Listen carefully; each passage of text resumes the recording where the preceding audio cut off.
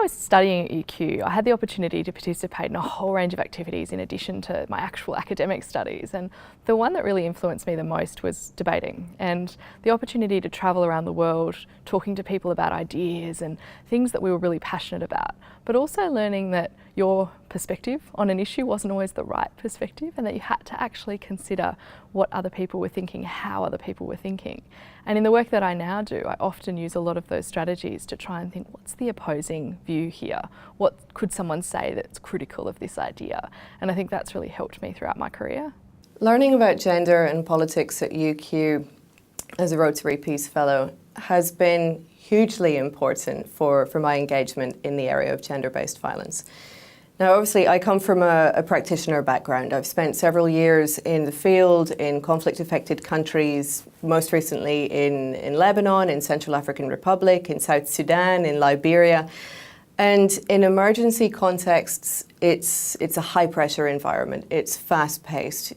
The landscape is constantly changing. Overnight, with an outbreak of violence, you can be looking at 100,000 newly internally displaced persons from one day to the next. Those are the kind of needs as humanitarians that we have to assess rapidly. We have to respond to in a way that is safe, ethical, and I learned a lot on the job doing that job. And we try to infuse that kind of work with a medium-term and a long-term sustainability. But coming to UQ and studying the Master of International Studies in Peace and Conflict, particularly in courses such as Gender in International Politics and Development and Gender, Peace and Security, allowed me to take a step back from my experiences in the field. It allowed me to process the things that I had seen and the conversations that I had had with people living in those countries.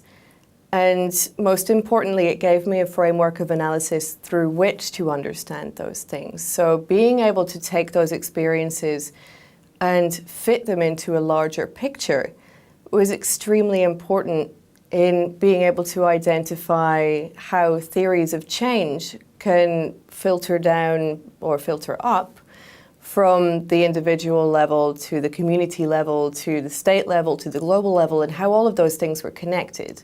I think I've always felt that with education comes a responsibility to do something meaningful in the world. And so for me, I never set out with a goal of making any kind of global impact or global change. What I did set out to do was make some kind of community change. I've always been really passionate about social equality, so I wanted to make sure that I was working in communities where I could, at some small level play a role in changing someone's life, changing someone's experience.